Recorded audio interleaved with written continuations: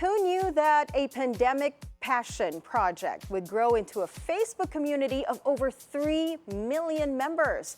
Our guest today made that possible, and she's here with us to share her winning game plan on helping netizens transform their homes. Joining us is Mayora Frances Cabatuando, the founder of Home Buddies. It's a beautiful day, Frances. Mayora, welcome to the show. Thank you. Beautiful day, mga kapitbahay. Oh, I love it! Mga kapitbahay. Balita ko, she ran on a post daw para sa election, nung election. Oo. Kaya Mayora pa rin eh. Mayora pa rin. Naka-claim siya ng 3 million votes. Oo, 3 million votes. Nun, But anyway, you started by posting your own home improvement journey 2019. Yes. And then now you have a following or a community of 3 million members. My goodness. Paano ba nagsimula tong Home Buddies, and how did this pandemic passion project grow into this big community?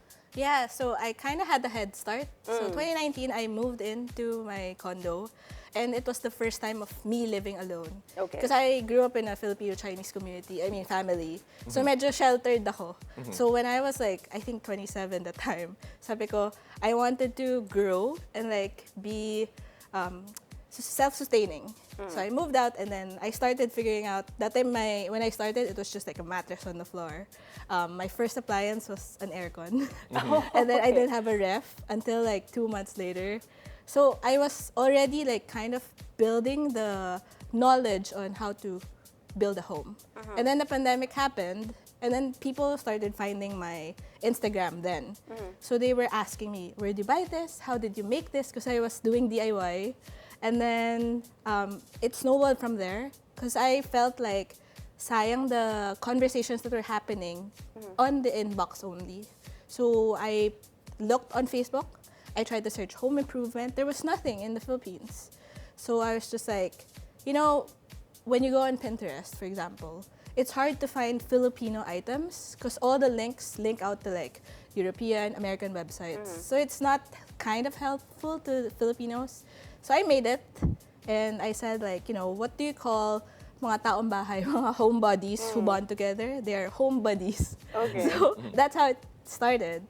Yeah. And then so from the people that I was interacting with on Instagram, I know that they were into homes, so I moved them all to Facebook, and that's where it started. So we started small, and then became 100,000, 10,000, 100,000, 300, 500, 1 million, and then 3 million. 3 million, amazing, Grabe. right?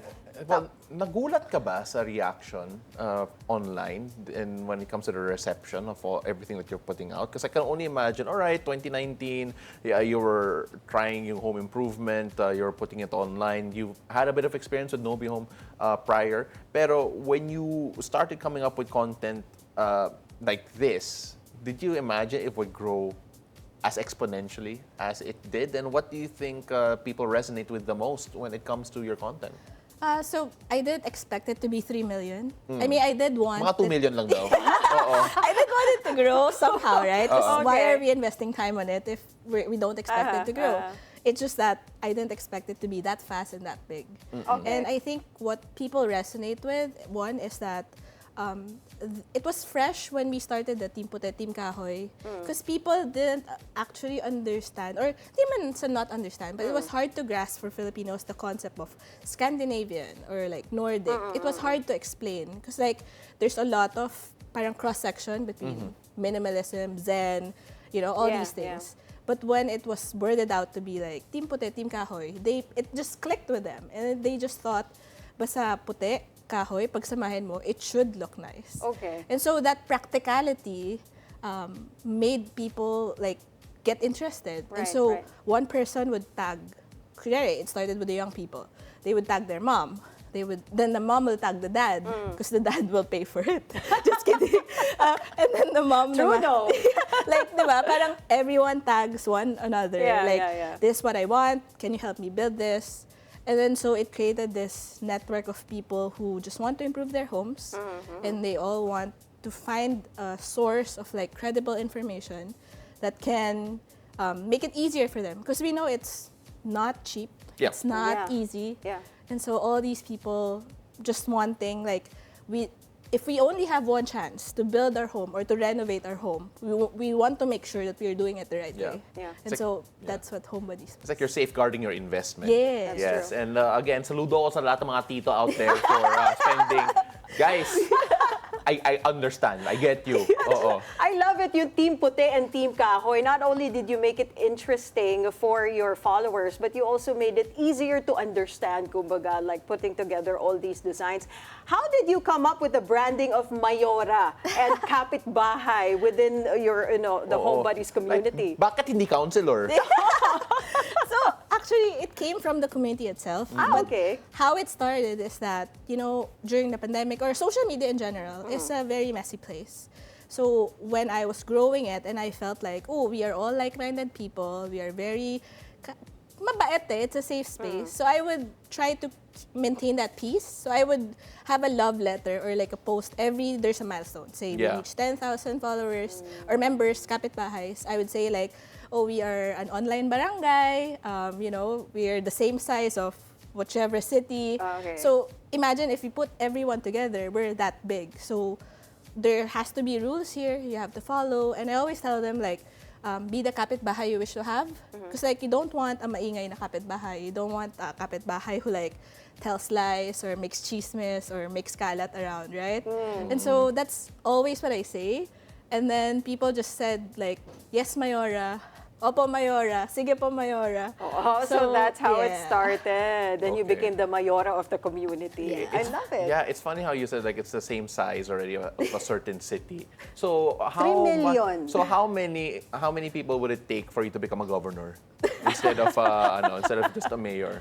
We'll find that all out together. Pero let's also talk about yung content because again you've been doing this for so long, 2019. It's no easy feat in terms of curating it. I'm sure it has to be a headache sometimes, and also managing community content as well. I mean, like how do you go about that entire process? What I tell myself is I'm primarily like a content director. So I have to make sure that the community is not about me. While I create my own content, my goal or my role is to make people share their content. So you do that by asking the right questions. If it's summer, you talk about aircon. When people are posting more about aircon, you kind of have to find the common ground of their questions and try to get an expert to come in to help solve that problem. So it's like strategizing also what comes out to the feed of people. Because with the Facebook group, while the algorithm is still, done by Facebook, we kind of have the upper hand in like approving. Every post that comes into Home Buddies is approved. Okay. So yung pending ko now is like 1,000, 2,000 Nako, Mayora. You have a lot on your plate. But you kind of have to read through it and kind of understand, okay, what are people looking for or what is relevant at this time? That's we push or we prioritize. And then part of it is also me learning how to also create content when the platform changes. So before, I started with like Instagram as static. It's square pa, it's just pictures. Then nagkaroon ng Reels. So now I have to kind of learn how to do video editing. Ang di ko lang natutunan is how to dance. Maybe I have to go to the vocal gym. And You're okay. Yeah. I think so. No, you're fine. Also, just a quick update, just a quick check because I did check the population provinces of the Philippines. Actually, you can already be a governor kung gusto mo. So, direct mamaya sa title card ni Francis mamaya, papalitan naman yung Mayora to governor. Governor. Governor muna Francis. dito. Governor ng kanyang network. But of course, we take a look at the fact that this is not the only project that you have. Apart from Home Buddies, you also have the Hangout Buddies. Yes. Right? So Hangout Buddies still growing, 240,000. Konti lang, no? But when you take a look at that, what's Malapit na the sa 1 difference? million yun, Wala pa. Wait lang. Enjoy the growth. Enjoy the growth. But what's different about this one? So Hangout Buddies actually happened when in Home Buddies, because people improve their homes, they realize, oh, I can rent it out. Because now it's pretty, it's aesthetic, di ba? So when people started posting their vacation homes or Airbnbs, I thought, bawal siya sa Home Buddies because it's not home anymore. Because it's for rent or, iba na yung inclusions in what a vacation home is. And so that's where Hangout Buddies started. So we would find like small gems of a small farm. Nauso din kasi yung farm lots, right? Yeah. Yes. So a lot of these smaller vacation resorts started popping up, and we would curate it in Hangout Buddies. But later on, you know, as with all communities, it changed into something like there are a lot of people who are first-time travelers, or we're navigating how to travel post-pandemic. So it became also like a support group for people to know, has the baggage allowance changed? Has the, immigration become stricter? What are the visa questions? So it's become kind of like a kapitbahay version of mga travelers, and we call it kapit biyahe. Because we help each other to biyahe together. Okay. Yeah, pero sa elections, first of all, we just corrected the screen Ayan, there. Take a look at that. Governor Francis. Mayora/Governor. Oh, that is so Gov good. Francis. So now we were gonna call you. It started here on It's a Beautiful Day. You Yeah. are now officially Gov Francis. Yeah. Okay. Diba, kapit biyahe sila sa when they travel, right? But then now that she's governor, kapit bayan yan. Kapitbahay.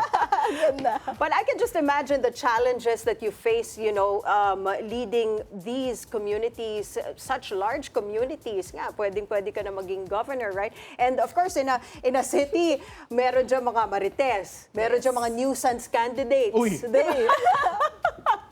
But yeah, so what are the challenges that you face? And also, there comes a point na, you need to feed your creative juices to stay relevant, right? So what are the challenges that you face taking charge of these big communities? When there's like 240,000 people or 3 million, right, talking all at the same time, how do you know what is correct?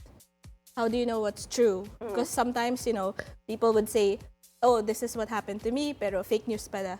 Hindi pala nakakatipid ng kuryente. I think before we had hindi naman controversy, but like yung 24/7 aircon challenge. Oh. Because someone was saying na, hindi ko pinatay yung aircon ko, hindi naman tumaas yung bill ko. Okay. So people started jumping on that. Nagbukas din sila ng aircon for 24/7. Okay. But then the difference is, this person was already using his aircon for like probably 20 hours. Inap niya lang to 24 hours, kaya walang masyadong change. And it was inverter. But some other people were like, 3 hours lang nagbukas ng aircon, suddenly 24. Bill shock silang lahat. Okay. And so, I feel like it's also, I learned that it's my responsibility to like, okay, approve the post, but have a disclaimer all the time. So you have to be proactive and like, okay, are these posts correct? Tama ba na hinuhugasan niya itlog, right? Okay. Or tama ba na, all these methods.